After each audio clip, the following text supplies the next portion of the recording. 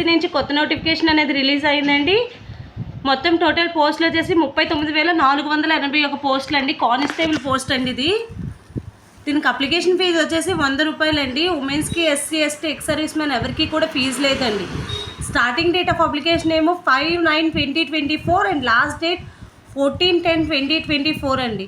మీకు in case online payment కోసం 1 day extra అండి 15/10/2024 అండి.